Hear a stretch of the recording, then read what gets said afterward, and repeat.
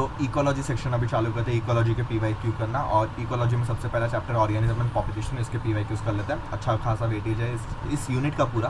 Okay, now first question है in the exponential growth equation. Exponential growth equation आपको दिया हुआ है, अगर आपको नहीं दिया रहता तो डिफिकल्ट होता, बट दिया हुआ है यहाँ पे। ई का मतलब क्या है? E represents it's a natural log, base of the natural log, तो ऑप्शन नंबर डी डायरेक्टली। ये तो बेसिक मैथ्स में आ जाता है आपके फिजिक्स के अंदर। ओके, असर्शन रीजन अगेन 2021 का क्वेश्चन है।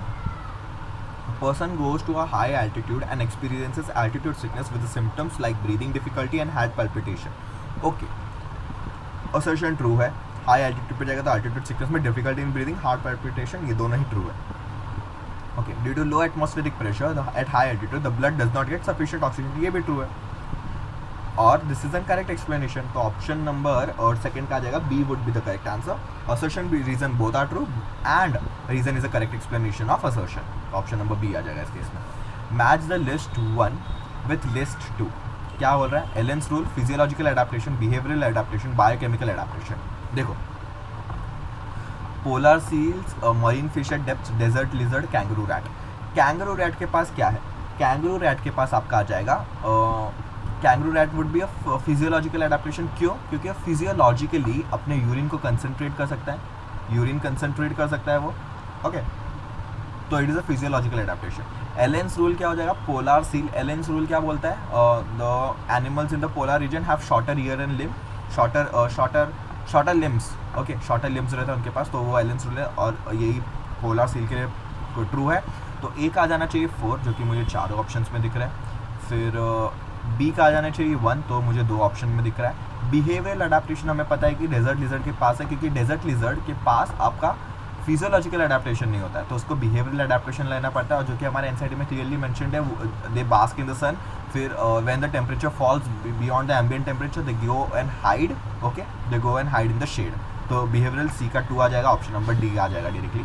और biochemical adaptation, marine fishes eight depth क्यों आ जाएगा? क्योंकि देखो, marine fishes eight depth, biochemical adaptation, उनके पास एंटी फ्रीजिंग प्रोटीन होता है, एंटी फ्रीजिंग प्रोटीन होता है उनके पास, तो फ्रीज होने से ही बच जाते हैं। और दूसरी बात, बायोकेमिकल एडाप्टेशन उसमें ये भी एट वेरी डेप्थ, बहुत सारी डेप्थ पे उनके ऊपर किलो पास्कल्स में प्रेशर रहता है, किलो पास्कल्स में उनके ऊपर प्रेशर रहता है, तो उससे भी बचने के लिए उनके पास बायोकेमिकल एडाप्टेशन होता है। डी का 3 आ जाएगा, तो option number D would be the best answer for this question. बहुत ही अच्छा क्वेश्चन था। Okay, Naik is, what is Naik? Naik is the, Naik क्या है? अगर मैं लेमैन टर्म्स में बताऊँ, Naik is the occupation of the organism, occupation of organism in that community. एक कम्युनिटी में, जैसे कि अगर आप एक सोसाइटी में रह रहे हो, अगर आपका ऑक्यूपेशन टीचिंग है या जो भी मेडिकल प्रोफेशन, इंजीनियरिंग एक्सेट्रा, तो उसको ही हम लोग फॉर ऑर्गेनिजम्स को बोलते हैं हम लोग niche. All the biological factors in an organism, space where organism, the functional role played by the organism where it lives. Functional role मतलब ऑक्यूपेशन, वही मतलब कौन सा रोल प्ले करता है, क्या काम करता है वो ऑर्गेनिज्म उस कम्युनिटी में, मतलब उस जगह पे रह के, वो हो गया आपका ऑक्यूपेशन। ये तो लेमैन टर्म हो गया आपको समझने के लिए, this is a layman term. अगर आपको कोई वाइवा में पूछे कि what is niche, you can not say that it's the occupation of organism, you have to say it's a functional role played by the organism where it lives. तो option number C would be the correct answer for this question. Moving on, presence of plants arranged in well defined vertical layers depending on their height can be best seen in tropical rainforest। ये आपका direct NCERT में दिया हुआ है example, तो direct आ जाना चाहिए आपको। Most animals are tree dwellers in, most animals are tree dwellers in, ये again out of NCERT question है, बट ट्रॉपिकल रेन फॉरेस्ट में आपको ट्री ड्वेलर्स मिलेंगे आपको ज़्यादा। Benthic organisms are affected most by, benthic organisms are affected most by, अभी पहले पढ़ते हैं। Water holding capacity of soil, light reaching the forest floor, substrate turbulence of surface turbulence of water, sediment characterized bye aquatic ecosystem, sediment characterisation of aquatic ecosystem and turbulence of water.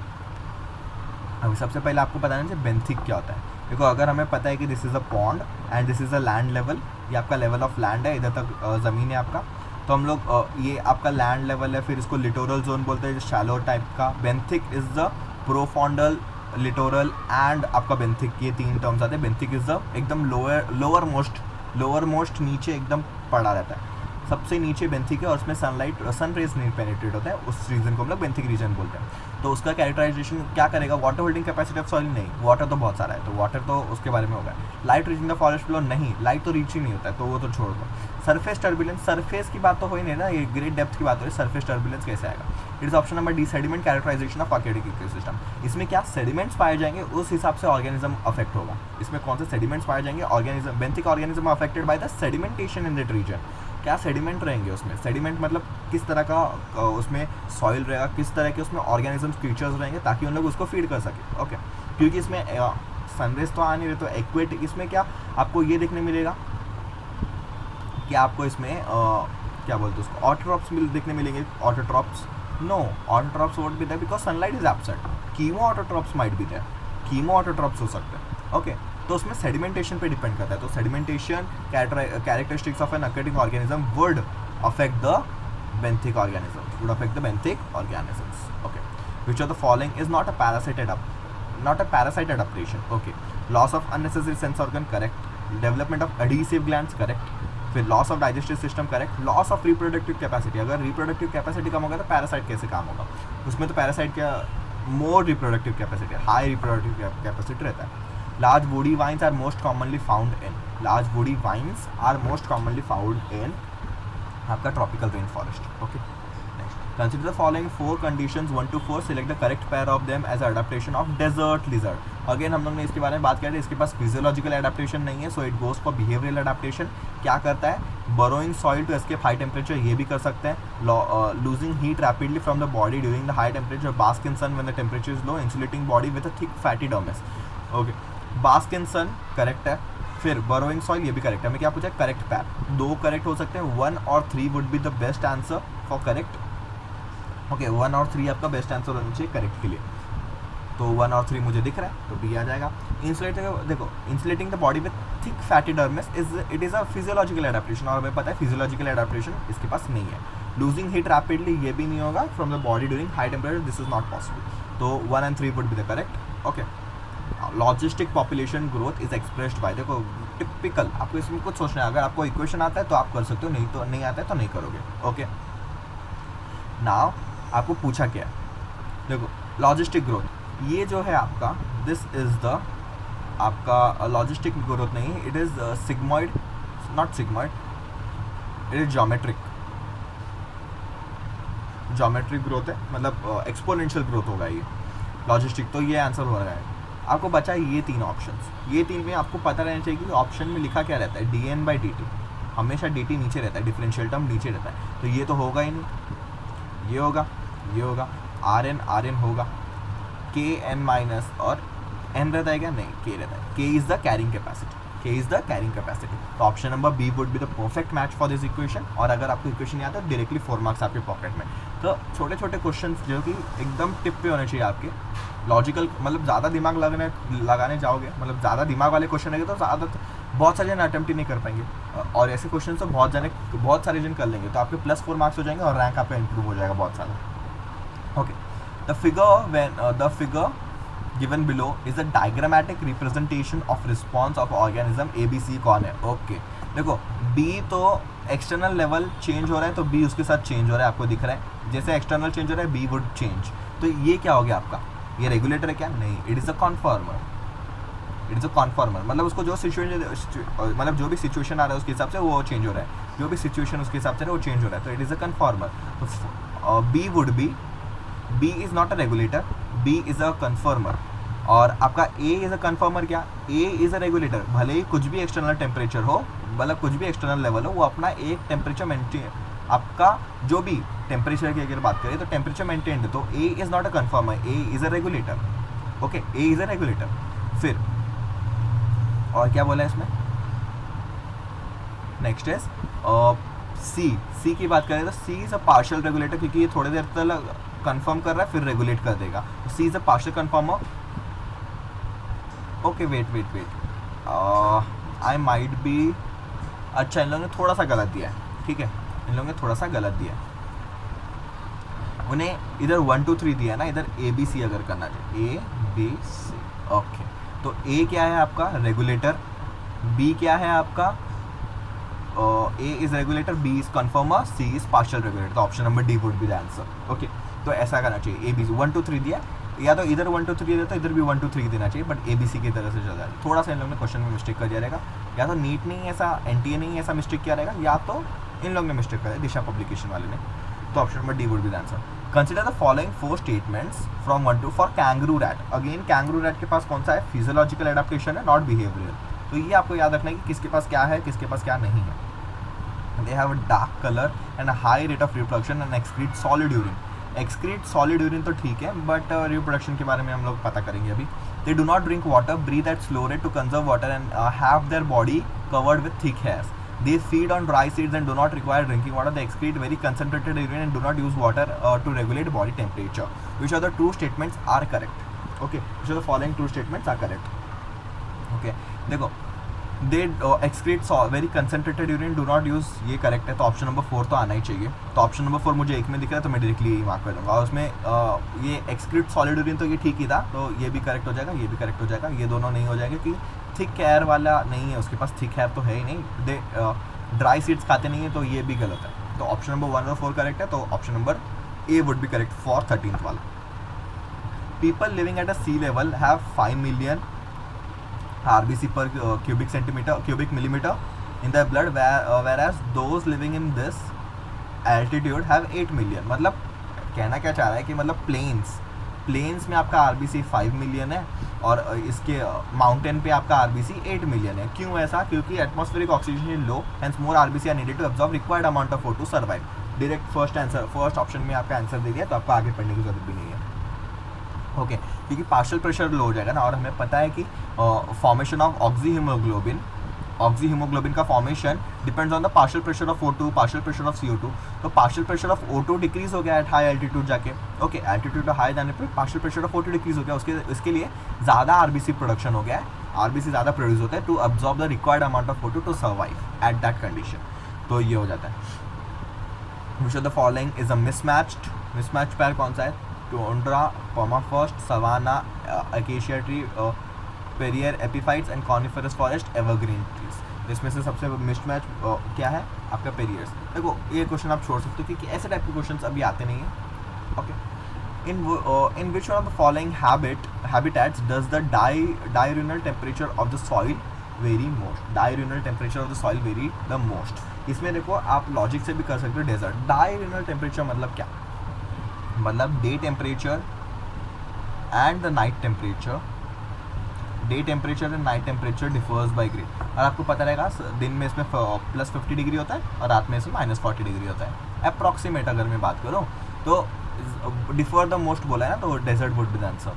ये वापस पुराना question है, but still you can solve it on the logic. मतलब आपको पता है desert में दिन में बहुत ज़्यादा गर्मी होगा, रात में बहुत ठंडी होगा। तो ये तो आपको सुना ही रहेगा, किधर मूवीज़ में तो किधर भी पढ़ा ही रहेगा, तो मैंने तो सुना है। तो उस लॉजिक से you can attempt this question. In which of the following is nitrogen not a constituent? Nitrogen not a constituent. Pepsin, फिर bacteria chlorophyll, idioblast, invertase. Again this is an out of NCERT question, ये आपको attempt करने की कोई भी जरूरत नहीं है।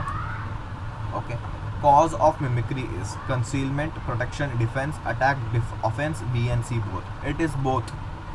Okay, it is again both. But still you can leave this question. Which part of the world has the highest density of organism? It is the tropical rainforest. फिर plants such as Prosperous, Acacia and Capsuris represent represent example of tropical thorn forest, this deciduous forest and grasslands. इसको represent करें, they are thorn forest, क्योंकि acacia is a thorn, तो आपको directly thorn forest का नाम आ जाना चाहिए। Acacia में थॉर्न होता है, ये हमें पढ़ा है, मॉर्फोलॉजी इन फ्लावरिंग प्लांट्स में है। Which of the following communities is more vulnerable to invasion of outside animals and plants? Which of the following communities most vulnerable? Tropical evergreen forest, oceanic island, mangrove, temperate forest.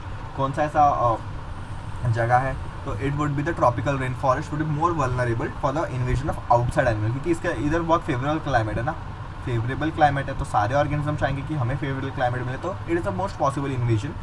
हो सकता है कि ऐसा invade हो जाए बाहर के organism. Okay, the high boiling point of water is advantages for living organism because high boiling point of water, the environment seldom reaches the boiling point of water. Organism can easily boil off enough water to keep themselves cool.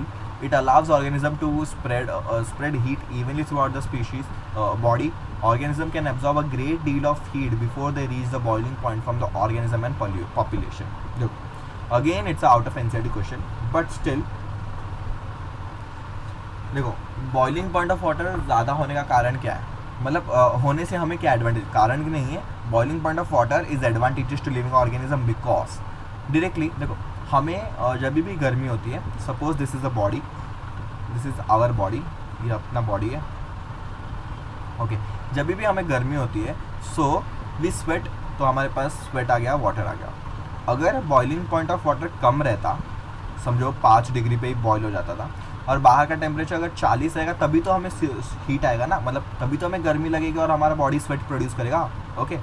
तो बाहर का अगर 40 degree हो गया तो जैसे ही ये आया, क्योंकि इसका बॉइलिंग पॉइंट 5 डिग्री है, या तो आप 25 डिग्री ले लो ना, 25 डिग्री ले लो, ठीक है, 25 डिग्री ले लो. तो 25 डिग्री में जैसे ही आया तो बाहर तो 40 डिग्री तो फटाक से इवापोरेट हो जाएगा. तो हमारा जो पर्पस था टू प्रोड्यूस स्वेट प्रोड्यूस करने का पर्पस क्या था, क्योंकि बॉडी हीट हो गया है तो पानी आने के कारण ठंडा हो जाएगा, थोड़ा कूल ऑफ हो जाएगा. तो वो पर्पस सर्व हुआ क्या, नहीं, जैसे ही ये पानी बाहर आया हमारे बॉडी से इवापोरेट हो गया. ऐसे तो कर करके अपने बॉडी के सारे पानी एब्जॉर्ब हो जाएंगे तो हमारा बॉडी ड्राई आउट हो जाएगा. तो क्योंकि इसका बॉइलिंग पॉइंट 100 है, एक्चुअली में 100 है, कि बाहर का टेम्परेचर 40 है, तो बॉईल कर पाएगा क्या, नहीं, बॉईल कर नहीं कर पाएगा, क्योंकि मैक्सिमम टेम्परेचर कैन बी 40, 50, इतना ही मैक्सिमम रेंजेबल टेम्परेचर है अभी के लिए, ओके. तो इसीलिए the organism can easily boil off enough water to keep themselves cool. तो option number B would be the correct answer. During adverse season therophytes survive, during adverse season therophytes survive by bulbs, rhizome, corm, seeds. देखो इसका again it's a very old question, so leave it. Niche of a species in ecosystem refers to its function at the place of occurrence. Yes, जो कि मैंने बोला था, it's a occupation of the organisms. Next question की बात करते हैं. Which of the following pair is correctly matched? Eurycotelism, aquatic habitat. No, it is not. देखो हमें पता है कि ammonia, urea and uric acid ये 3 है. सबसे ज़्यादा टॉक्सिक कौन है, अमोनिया. जो सबसे ज़्यादा टॉक्सिक है, उससे कम टॉक्सिक यूरिया, उससे कम यूरिक एसिड. जो अमोनिया NH3 लिख देता ना, सबसे अच्छा अमोनिया. तो जो सबसे ज़्यादा टॉक्सिक है उसको लिए सबसे ज़्यादा पानी लगेगा टू एक्सक्रीट आउट. तो एक्सक्रीट अमोनिया ज़्यादा पानी लगेगा, यूरिया के लिए थोड़ा कम, यूरिक एसिड के लिए सबसे कम. क्योंकि एक्वेटिक हैबिटेट में है तो उसके लिए, एक्वेटिक हैबिटेट में तो पानी बहुत सारा है ना, तो अमोनिया वुड बी देयर. तो अमोनिया पाया जाएगा, अम्यूनोटेलिज्म पाया जाएगा, not uricotelism, okay. Now parasitism, intra specific relationship. Intra specific हो सकता है क्या, हो सकता है, but mostly it is inter specific. Inter का मतलब 2 स्पीशीज. देखो पैरासाइट वुड बी, समझो पैरासाइट क्या हो जाएगा आपका, टेपवर्म एक पैरासाइट हो जाएगा, टेपवर्म. तो वो कौन सा हो गया, टेपवर्म कौन से क्लास का हो गया आपका, प्लैटीहेलमिंथस, ये एक स्पीशीज हो गया, ओके. इंटर स्पेसिफिक दोनों हो गए. और ह्यूमंस या पिग्स, गोट्स में किस में भी आ गया तो वो दूसरा स्पीशीज हो जाएगा. एक्सेसिव पर्स्पिरेशन, जेरिक एडाप्टेशन मतलब डेजर्ट में एडाप्टेशन में एक्सेसिव पर्स्पिरेशन होता है क्या, excessive perspiration is seen in xeric adaptation. No, क्योंकि अभी हम लोग ने बोला कि जितना आपका, क्योंकि बाहर का टेम्परेचर ज़्यादा है तो जितना आपका बॉडी ये वाटर निकालेगा, मतलब जितना सिक्रीट करेगा, जितना आपका स्वेट होगा, उतना ज़्यादा आपका बॉडी वाटर लॉस करेगा. और आपको पता है जेरिक मतलब डेजर्ट कंडीशन में बॉडी के लिए वाटर बहुत इंपॉर्टेंट है. तो बॉडी नहीं चाहेगा कि एक्सेसिव पर्स्पिरेशन हो, मतलब एक्सेसिव स्वेटिंग हो. तो ये भी गलत हो गया. और it is not intra, it is inter. तो ये भी गलत हो गया, ये भी गलत हो गया, तीनों गलत हो गए. Streamline body, aquatic adaptation, yes it is true. Streamline body मतलब पतला बॉडी होना चाहिए for swimming in the river और सी. तो aquatic adaptation, option number D would be correct. Desert plants are generally succulents. Desert plants are generally succulents क्योंकि देखो succulents का मतलब क्या है कि उनके अंदर पानी एब्जॉर्ब होकर रहता है, उनके अंदर पानी एकदम जम के रहता है. आपने अगर जैसे कि एलोवेरा का देखा रहेगा, एलोवेरा को अगर तोड़ोगे उसमें से कैसे स्लाइमी मास ऑफ निकलता है एलोवेरा से, तो वैसे ही सक्यूलेंट टाइप डेजर्ट प्लांट्स में होता है. ये तो नॉर्मल है. Xeric environment is characterised by perspiration, no. Low atmospheric humidity, no, it is high atmospheric humidity. Extreme temperature, yes. High rate of vaporisation होता है क्या, नहीं. Wait a minute. हाँ, लो एटमॉस्फेरिक ह्यूमिडिटी का मतलब क्या है, ह्यूमिडिटी मतलब नमी. हम लोग बोलते हैं ना पानी में नमी कम है, नहीं तो हवा की नमी, तो नमी मतलब ह्यूमिडिटी, वाटर वेपर्स की कम quantity, amount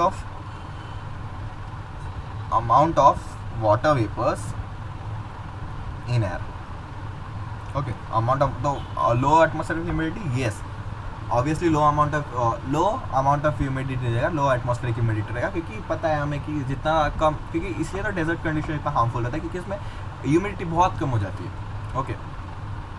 animals that can tolerate a narrow range, narrow के लिए हम लोग ने हमें यूज़ करना है स्टीनो, भले वो नैरो रेंज ऑफ सैलिनिटी हो तो स्टीनो हलाइन, तो option number A would be the answer. अगर नैरो रेंज ऑफ टेम्परेचर रहेगा तो स्टीनोथर्मल, ओके। तो नैरो के लिए आपको क्या यूज़ करना है, steno word. Tropical forest occurs in, tropical forest Jammu Kashmir है, राजस्थान है, Kerala, Assam. Forest do not occur in India, देखो ट्रॉपिकल फॉरेस्ट इंडिया में पाया तो जाता ही है, और किधर पाया जाएगा, आपका केरला और आसाम के अंदर, okay. Soil best suited for plant growth is loamy soil, gravel soil, Sandy and clay soil. It is a loamy soil which is best suited for this, क्योंकि इसमें वाटर होल्डिंग कैपेसिटी भी अच्छा होता है और स्लिट का size भी, मतलब जो सैंड स्लिट का साइज है वो भी अच्छा खासा रहता है। अ fertile agriculture soil, a fertile agriculture soil appears deep colored at the surface as compared to the soil 1 meter down. The reason of the color of the top soil is more moisture, rich in organic content, rich in iron, calcium, magnesium, recent formation.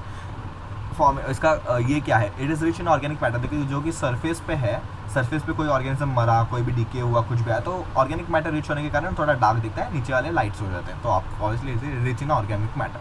Soil particles determine the texture, field capacity, water holding capacity, soil flora, texture. Soil particles क्या determine करते हैं, soil particles determine करते हैं आपका texture, mainly आपका texture कितना रहेगा। Soil particles अगर बहुत छोटे रहेंगे तो उसको हम लोग क्ले सॉइल, फिर उससे थोड़ा ज़्यादा रहेगा तो लोमी, उससे ज़्यादा रहेगा तो सैंडी, ऐसा बोलते हैं।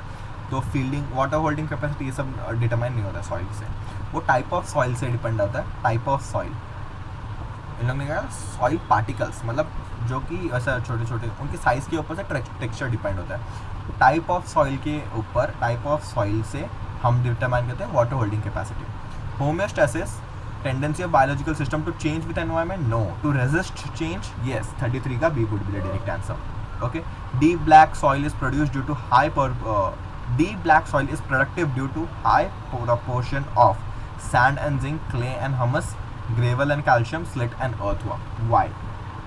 It should be clay and humus. देखो humus क्या है, ह्यूमस, हमस जो भी बोल दो, हमस मतलब वो तो ईटिंग वाला थिंग, और मतलब हमस इज़ अ एडिबल ना, जो मुझे लग रहा है मेरे हिसाब से एडिबल पार्ट है वो, बट ये हमस अलग है, ये हम लोग पढ़ते हैं इकोसिस्टम के अंदर ही। इकोसिस्टम जो कि नेक्स्ट चैप्टर है, ऑर्गेनिज्म पॉपुलेशन नहीं, इकोसिस्टम के अंदर पढ़ते हैं। हमस इज़ आपका जो ऑर्गेनिक मैटर डिकम्पोज होता है उसके 5 स्टेप रहते हैं, fragmentation, catabolism, mineralization, fragmentation, catabolism, leaching, then mineralization, humification and mineralization and humification, I think so, थोड़ा मैं भी कंफ्यूज हो रहा हूँ इसमें।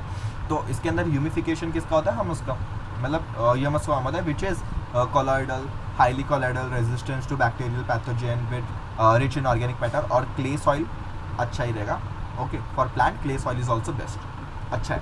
बट हम प्रीफर क्या करते हैं, लोमी सॉइल प्रीफर करते हैं, बट क्ले सॉइल ज़्यादा ये होता है, बट हमस उसके अंदर रहेगा तो ठीक रहेगा। तो deep black soil is productive due to the high proportion of clay and humus, okay. Sand ज़्यादा रहेगा तो ज़्यादा काम का नहीं आएगा, जैसे कि अगर नदी के बाजू में जो रेत रहता है उसके अंदर झाड़ इतना अच्छा उगता नहीं। ग्रेवल्स रहेंगे तो वो और भी बड़े रहेंगे। स्लिट रहेगा तो स्लिट तो ठीक है, मतलब फिर भी ज़्यादा हो जाएगा। Clay would be the good, और हमस ऑर्गेनिक मैटर जितना ज़्यादा रहेगा प्लांट उतना अच्छा ग्रो करेगा। तो option number C would be the most appropriate. Again NCERT based question, बहुत पुराना वाला, तो उसको छोड़ दो, okay. Next moving on to the next topic को हम लोग नेक्स्ट वीडियो में करते हैं, क्योंकि ये ऑर्गेनिजम्स वाले पार्ट तो हो गए हमारे, पॉपुलेशन वाला पार्ट चालू होगा इसमें, तो उसको नेक्स्ट वीडियो में देख लेंगे।